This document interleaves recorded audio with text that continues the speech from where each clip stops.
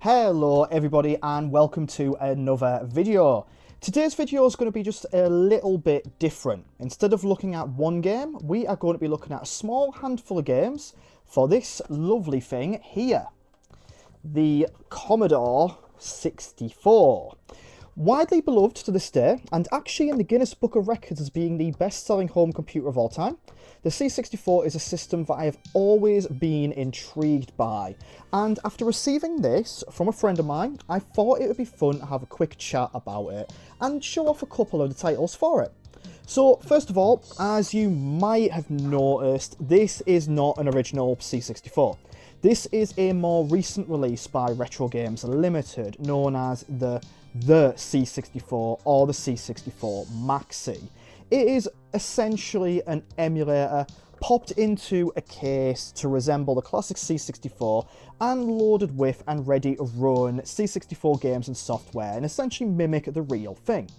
In that way, it is not dissimilar to any of the miniature consoles that we have seen over the last few years, except instead of being miniature, this is a full-size piece of kit. Now, I've always had a bit of a soft spot when it comes to miniature consoles. I think they provide anyone interested in that world with an easy-to-use, curated experience that allows them to just jump in and explore the system and enjoy the things that they might have loved back in the day. It's also really good for those who maybe aren't as tech-savvy or able to put down the cash to get the original hardware, work out how to use emulators, or in the case of the C64, get something like the newer C64 Ultimate. So what you get with this particular piece of kit is obviously the emulator in the case. You get a lovely working keyboard. I hope that sounded right on the microphone, but it's really lovely to have these sort of springy keys on there. But away from the regular C64, you get a HDMI output port there to connect it to modern TV displays. You also get a USB port on the back and several USB ports on the side for plugging in other devices. And as you can see here, there is a micro USB there for powering it up. The system itself comes with 64 games built in. This is a collection of titles from the lifespan of the computer itself, and a handful of titles from Commodore's VIC-20, and even some newer games that have been released since the system itself was actually discontinued. You can also connect a USB stick to this to sideload your own games and software. Also, I keep saying also, if you want to, you can also use C64 Basic on this and potentially have a go at programming your own software and games. It is all told a lovely piece of kit. It looks the part, it's easy to use, and it is a great jumping in point for anyone interested in this world. My friend sold me it after learning that I wanted to explore more of these home computers a little bit, and they just got themselves a C64 Ultimate, so no longer had a need for it. So, we have covered what we are going to be using, but let's have a quick chat about the original C64 and a little bit about Commodore themselves.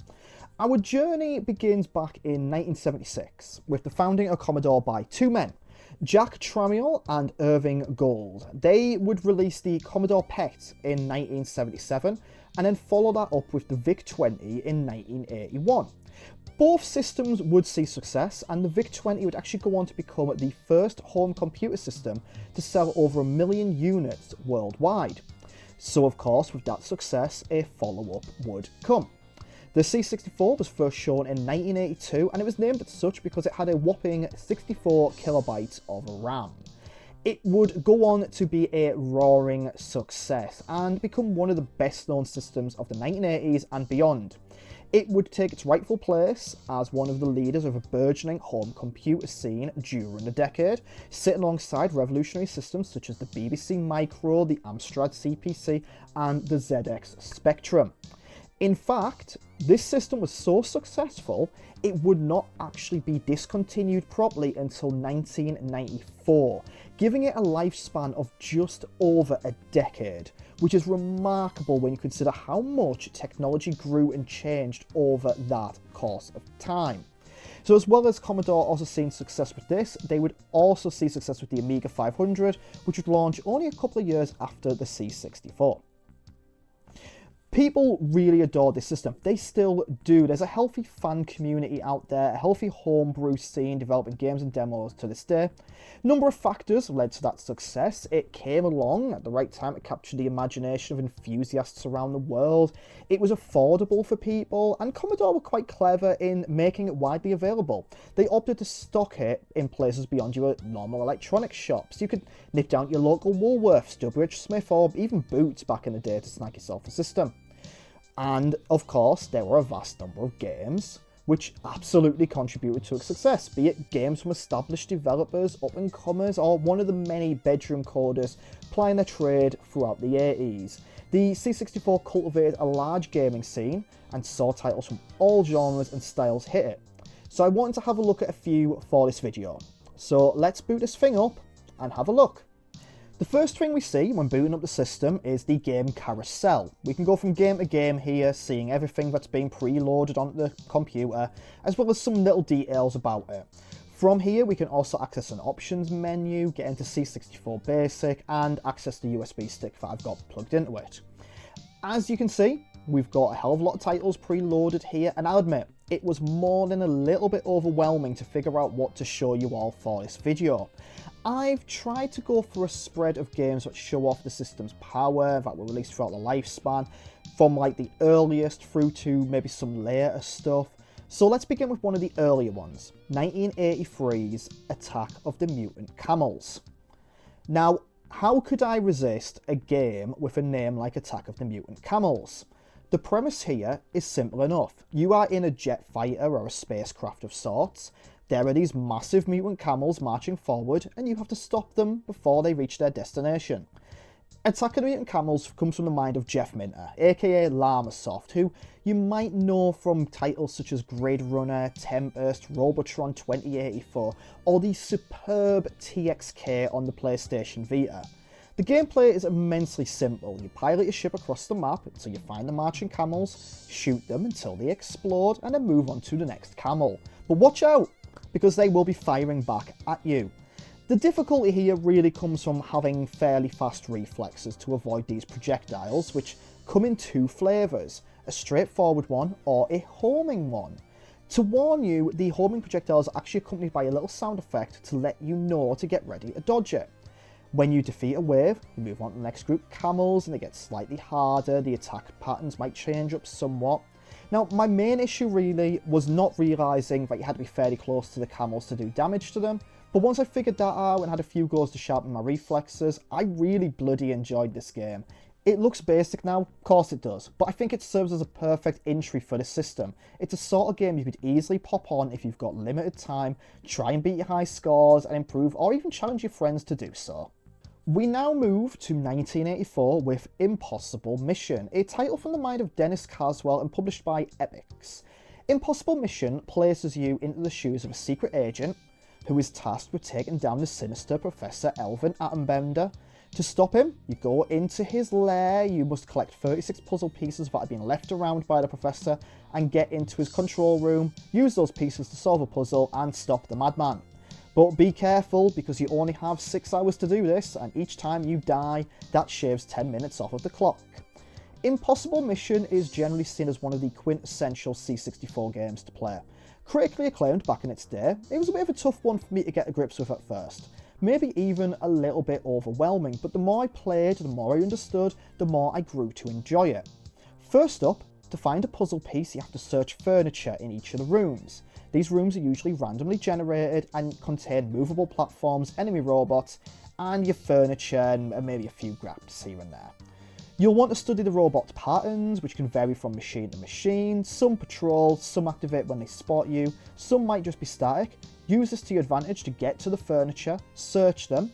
A search might result in nothing, it might result in a puzzle piece or a useful item, which you can use to reset the movable platforms or even halt the robots for a short amount of time.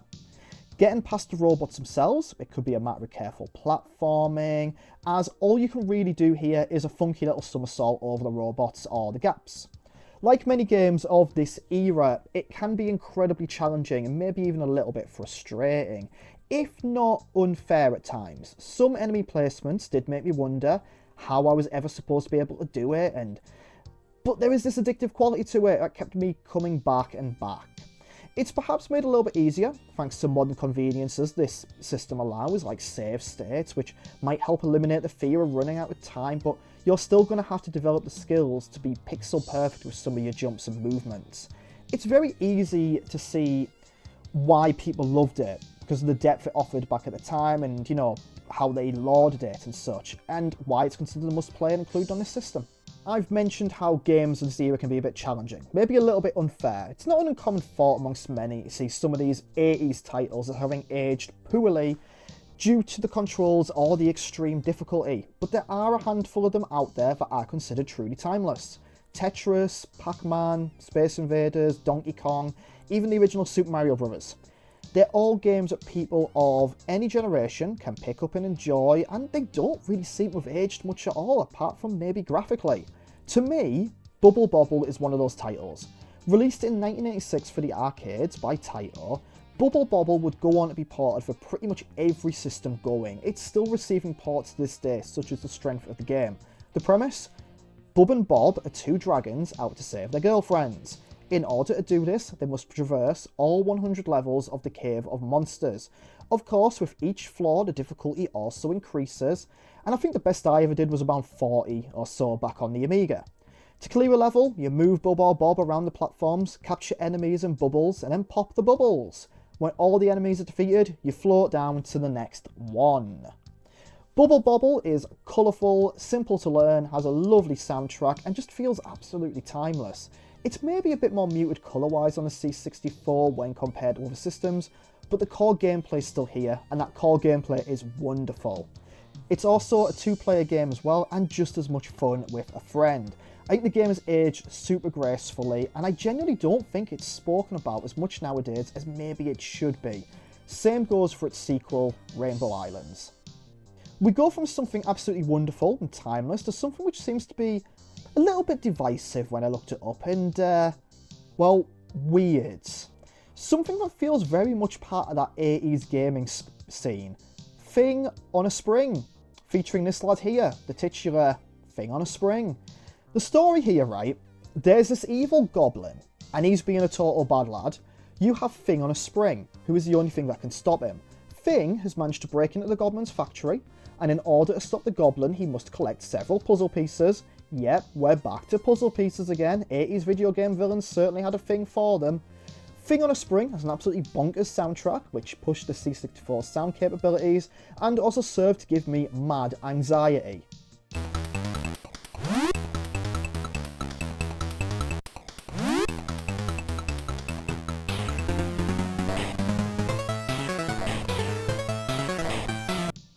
Beyond that, the game is, well, for some reason I keep on going back to this one, and I can't stop playing it, but bloody hell, it's tough as nails. I can see just as many people bouncing off it as there are people who will love it.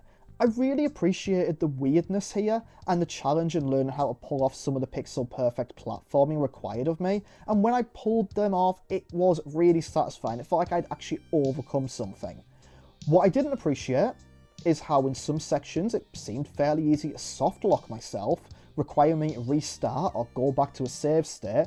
I also did not appreciate the horrendous sections in between levels, which just seemed to be filled with unavoidable enemies. Still, I liked aspects of this game. I liked how you collected machine parts which changed out parts of how the level worked. An example of this is how in the first area you get this component which changes the direction of conveyor belts, allowing you to traverse to other parts. And like I say, the general platforming challenge here itself. It's one of these titles that, when I looked into it, it was praised back in the day, but people do seem a little bit divided on it now. Some hate it, some say it was too hard back then, too hard now. Others thrived on that challenge, but did admit some faults. Most did agree that the theme song goes absolutely hard. The final game I wanted to look at for this is The Last Ninja, developed by System 3 and released in 1987, the same year I was born. Last Ninja has seen a re-release on Steam recently, so it felt quite appropriate to give this one a go, and it is counted as a quintessential C64 title. I will say, starting this off, it looks absolutely lovely for the time it came out. The environments are really nicely detailed, character sprites are lovely, animation work has some great stuff going on. The isometric view here gives it a nice sort of 3D style when roaming about, and again feels quite advanced for 1987. The story here, you are Amakuni, a ninja on his way to assassinate an evil shogun. In order to do this, you solve puzzles, collect items, fight enemies, and do some cheeky platforming. I'll be honest, in the time I spent playing this game for the video, I did bounce off it a little bit. I read up the basics of what I had to do, but the awkward controls made this quite a hard one for me to get the grips with. I should note, I am using a joypad rather than a joystick here. Maybe that's a bit of a factor, but I just kept running into issues here. Some of them were to do with the platforming. Jumping felt really hard to figure out and very imprecise. There's a river you can cross by jumping from rock to rock. If you hit the water, it means instant death, because as we all know, ninjas famously can't swim. And I just never figured out how to pick up items either. I read that apparently if you hold a direction and tap a button, if you're placed in the right area, it should search or pick up an object. But whenever I tried it, my ninja bloke just ended up squatting and teabagging stuff. Still, I enjoyed exploring the game world. As time went on, I started to get used to the combat. I think this is one where I need to break through the awkwardness of the controls and just learn how to play it properly. Much like Impossible Mission or Thing on a Spring, it's one where save states might come into play, and it is one that I think people might bounce off of now. Certainly more than I think they would bounce off of Impossible Mission, but I think it's worth trying out, and it shows what this system was capable of. I'll definitely be giving it more of a go as time goes on, and I might even report back in when I do so. With that said, that's our games played, so let's wrap this one up. So there we have it, a very brief look at the C64 and just a handful of the games it had to offer. This was a bit of a difficult video to make, if I'm being totally honest. I would sit down with this system with an aim of playing games to show it off, and I just go from game to game enjoying them, wondering if they'd be good to include or not. I was wondering if I should show the earliest game to come out, the latest game to come out, something good, something bad. But really I just wanted to show things that made the system shine. But there's still so much out there I could have done. I could have played Turrican, I could have played like the Hobbit text adventure game, Sid Meier's Pirates, Maniac Mansion. I could have delved into the more recent part of Eye of the Beholder that came out just a couple of years ago, to name but a few. I found myself overwhelmed by the treasure trove I had in front of me, and I hope the games that I've picked to play here show a nice range of what the system had. There's some classic arcade stuff in there, there's some quintessential titles, and something just really bloody weird. It's a lovely piece of kit, and the C64 is a huge part of video gaming history. It's remembered fondly by those who had one, but sometimes I feel like these old 80s home computers don't get as much mainstream love as they should.